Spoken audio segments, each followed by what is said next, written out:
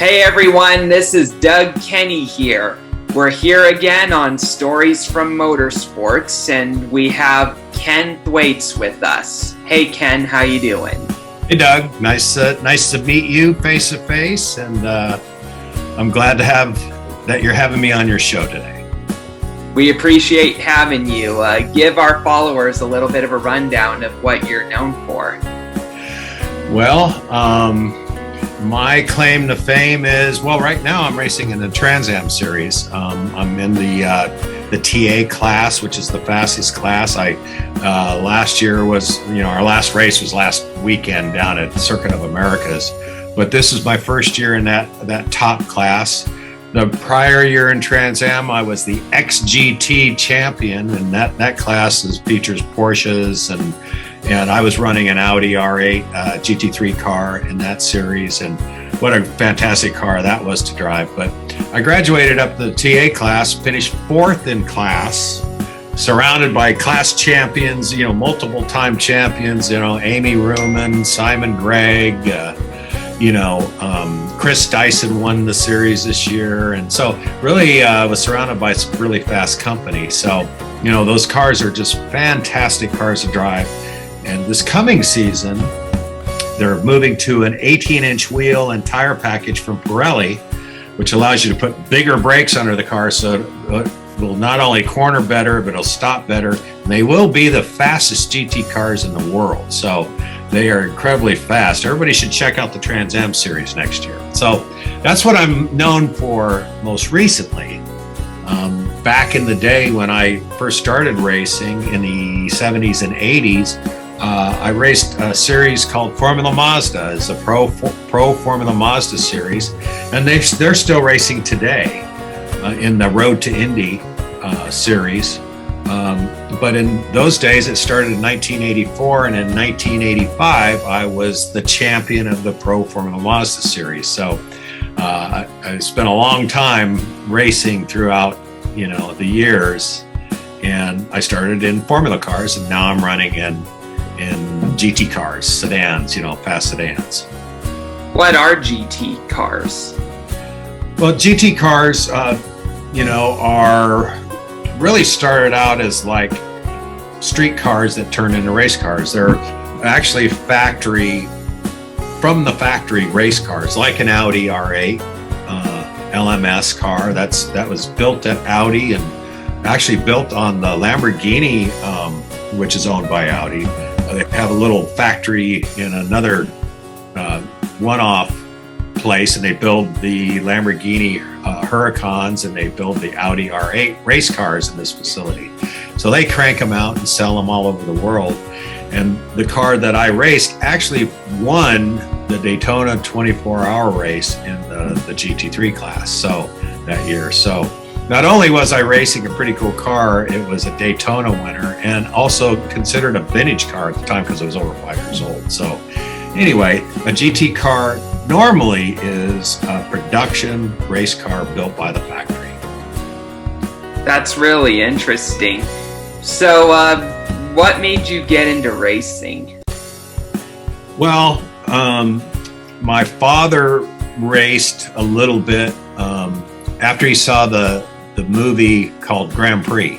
The movie Grand Prix was made, I think it was in 1964 or something. It's really cool. They're racing around Monaco and all that. The car flips off into the water, and it's a pretty cool movie. And he got so turned on by that, he wanted to start racing, and he was well into his 30s then, And so he got involved with that, and then I came along, and he wanted me to race, so we started racing go-karts when we were kids, and got started that way. And then as I got older, I really wanted to just go surfing. I'm from California, and I just wanted to surf. And he says, "Why don't you try this? I think you might be pretty good at it." And so I did, and you know what? He was right. I was pretty successful right from the beginning of starting driving a Formula car. And so, now I'm almost 65 years old, and I'm still racing to this day. Once it gets into your blood, it's really difficult to quit. That's great to hear. When did you make your first start in professional racing? My first start, official professional start, was at the Long Beach Grand Prix in 1984. And I had qualified on pole in the initial qualifying of that. Ended up getting bumped back to third place in the final qualifications, and then crashed in Queen's hairpin at the start of the race. Somebody hit me from behind. And so, what could have won the Long Beach Grand Prix in the first time, we ever raced there, but it didn't work out that way. Was that an IndyCar, Trans Am, or what was that? I was in a Formula Mazda, and it was during the IndyCar weekend. So, the crowds were there, all the hoopla was there, and being a young kid, making your first pro start at Long Beach Grand Prix with Roger Penske, he's looking at me right now, there. Yeah. That was pressure, because you knew they were all watching you, or at least you thought they were all watching you, and maybe it would lead to an IndyCar drive, but, so it was pretty cool. So great to hear. Fire away with some questions, Justin. So you speak of Roger Penske. So have you ever talked to the man himself? Doug can tell you a funny story later on his encounter with Roger Penske, but have you ever spoken to the guy and thought about racing for him? Say in IndyCar or NASCAR or whatever? I have spoken to Roger Penske before in the past, and I was telling Doug a story. And don't get me wrong, we all want to go racing for Roger Penske, and I think I'm a little too old to make it on his team now, but that time has passed. But I actually met Roger face to face at a golf tournament that I was playing in New Jersey, and it was a BMW sponsored tournament, and he was a guest there, and he went around the room and met all the guests, the golfers, that were playing in the tournament. Hi, I'm Ken Thwaits. Nice to meet you, Ken. I'm Roger Penske. And I thought he was a very genuine, nice guy.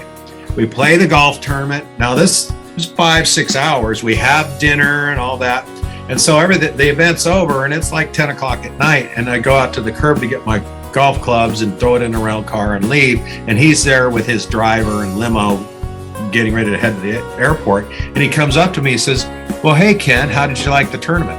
He remembered my name, and he had met probably 200 people. That's the kind of brain power this man has. He's just incredible. So it's not surprising that he's so successful in what he does.